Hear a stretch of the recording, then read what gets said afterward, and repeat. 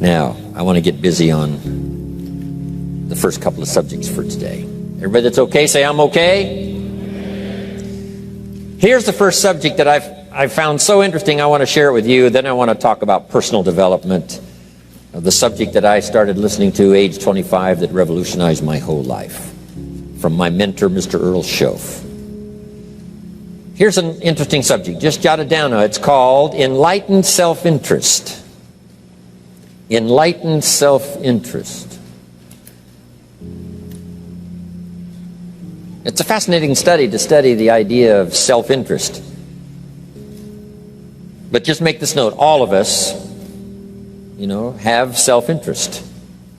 The key is for it to be enlightened so that everybody wins and no one loses. Our first interest is to survive. What does it take to survive? Our second interest is to succeed. What does it take to succeed? What does it take for me personally to survive and to succeed?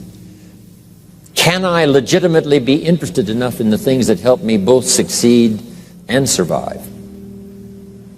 And here's what I discovered. The answer is yes.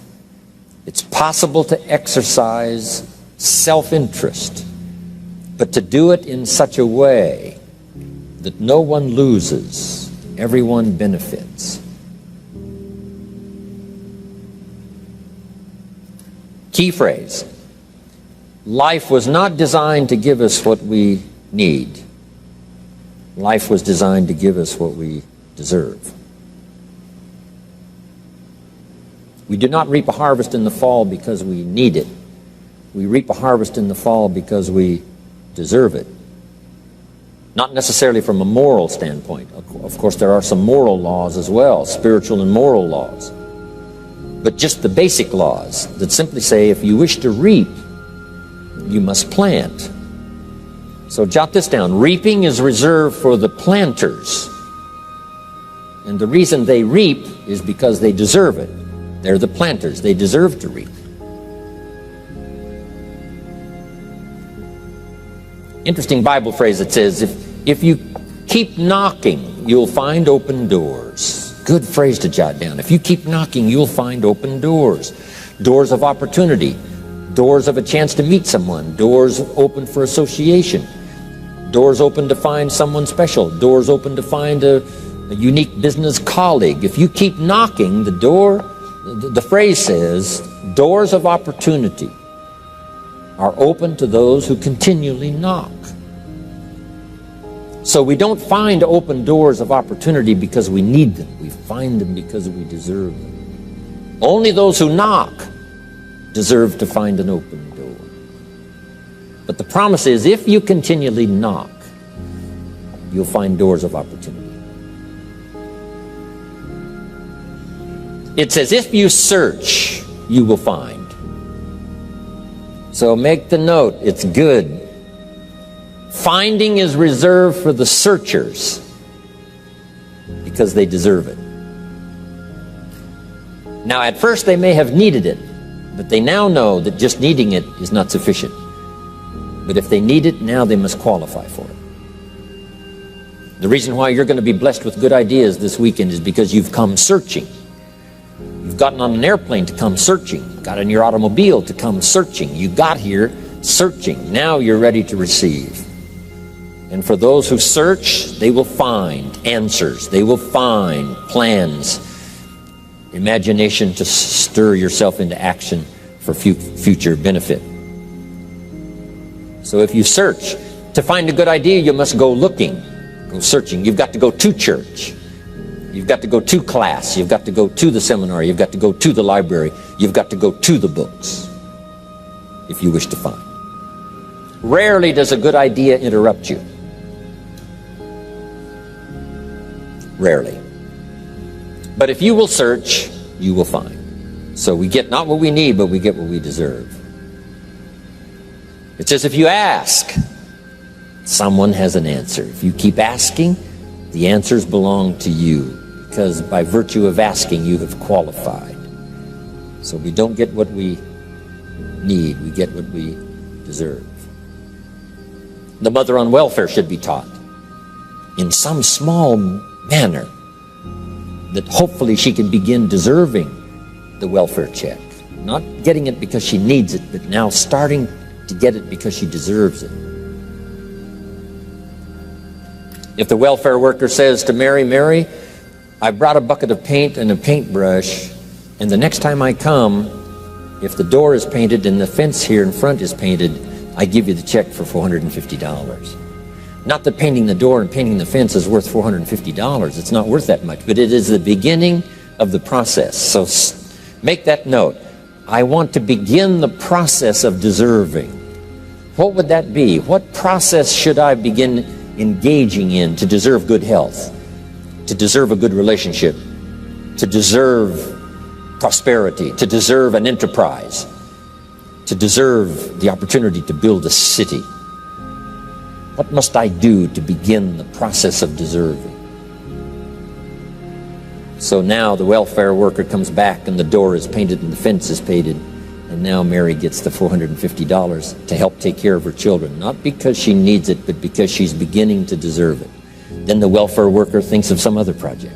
She said, Mary, if these weeds are gone and this little garden is cultivated, when I come back, now that the door is painted and the fence is painted, if the weeds are gone and this little garden is cultivated, you get the $450. And step by step, a new life is emerging, learning the process of deserving it, not just needing it. We teach our children at home, right?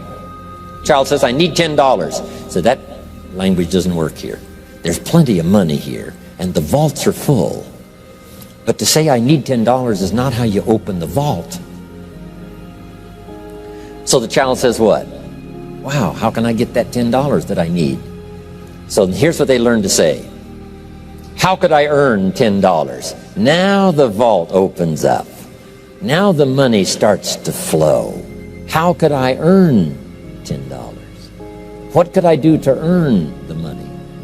Not to get the money because you need it. Maybe you need the money. That's, all of us have needs. But here the key is to figure out how to open the vault, how to open the bank, how to open this unbelievable flow of resources to come our way.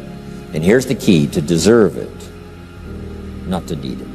You can't walk out to the field and say to the field, I need a crop. Here's what the field says. Here's what the ground says. Who is this clown that brings me his need but brings me no seed? So jot that down. Take your seed to the marketplace, not your need. Don't disclose your need to the marketplace, only your willingness. We'll talk about that a little later today. Because the marketplace is not interested in your need, but they are interested in your seed. They're interested in your willingness to work. They're interested in your disciplines. They're interested in your eagerness. They're interested in your vitality and your work ethic. That's what the marketplace is interested in. Not your need, but your seed. Okay. We get what we deserve. Old Testament God says, if you'll move toward me, I'll move toward you. See, that's how you get those occasions to meet God. You must make the move. God could say, you don't move, I don't move. You say, well, that's arbitrary. Well, when you're God, you can make it that way.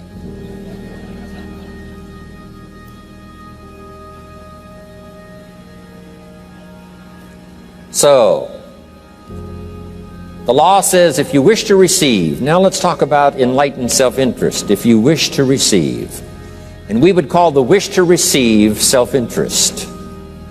But if it's enlightened self-interest, here's what it says. I understand that in order to receive, I must give. Receiving is reserved for those who give. Receiving is not reserved for those who need it. It's reserved for those who deserve it. We deserve the receiving by giving. In fact, there's an extraordinary phrase in this little context, and here's what it says. It's better to give than it is to receive. Now, the uneducated person would find that difficult to ponder. Why would it be better to give than it is to receive? So let me give you one of the better phrases for the day. Here it is. Giving starts the receiving process. So of course it's better to give than it is to receive. How much receiving do you wish? You must start the giving process. For me to receive my additional fortunes for the future, not necessarily for the money, because I don't need the money. I take the money, but I don't need the money. But here's what I do need: for someone to say a year from now, 5 years from now, Mr. Rohn, that seminar helped to change my life. And for whatever reason, I was brought here to this place for this time. And later someone says that. See, to receive that kind of thanks, it's unbelievable. Here's what you cannot buy: that kind of thanks. You can't buy it with money. You have to earn it.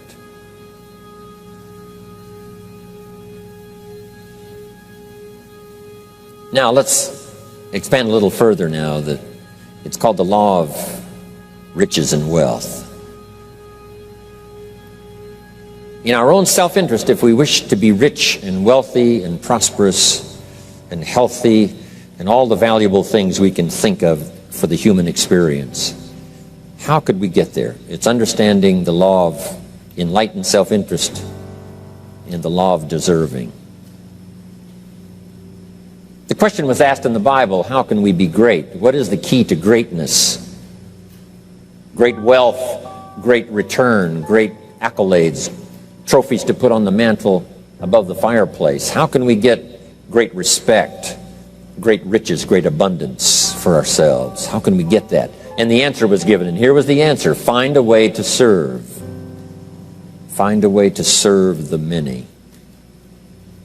So I paraphrase it to read this: service to many leads to greatness. Service to many leads to greatness. Someone says, well, about the best I can do is take care of myself. That's okay. Self-care, has its own reward, but it's very limited. Somebody says, I can't be worried about other people's problems. I got enough problems of my own. That's okay. Self-defense is okay. Self-preservation is okay, but it has a very limited reward. If you wish to change that into abundance, and prosperity, and uniqueness, then here's what you must do: help solve other people's problems. Help find answers for someone else, not just for yourself, but for someone else. And in that kind of service, you now begin the process of greatness.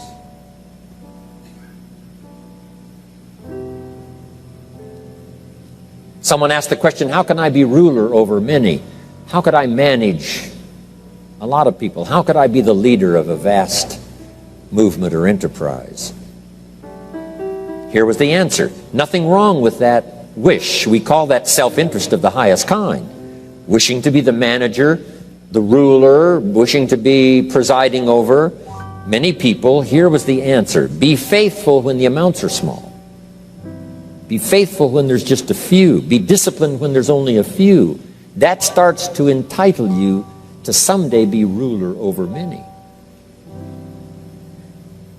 You say, well, if I had a big organization, I'd really run it with a strong hand and I'd be a fabulous leader.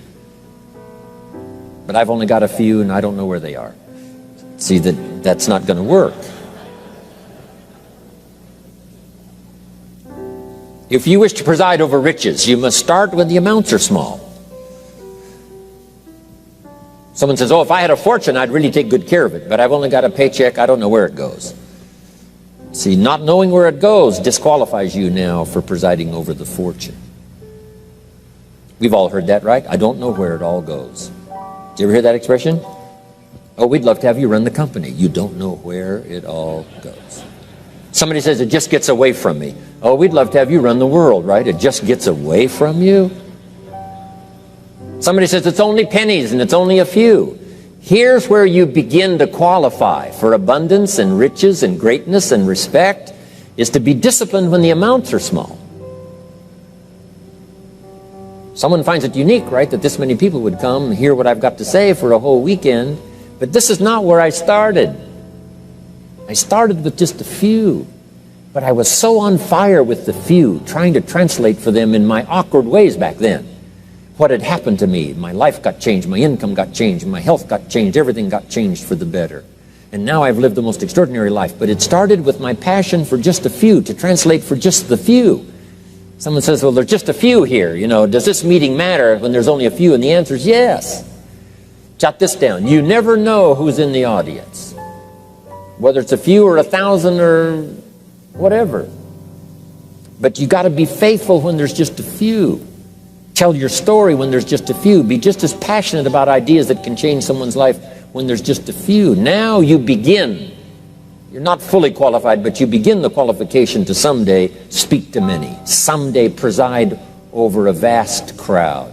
Someday be the manager or the leader of millions. It starts in those early days. To deserve it,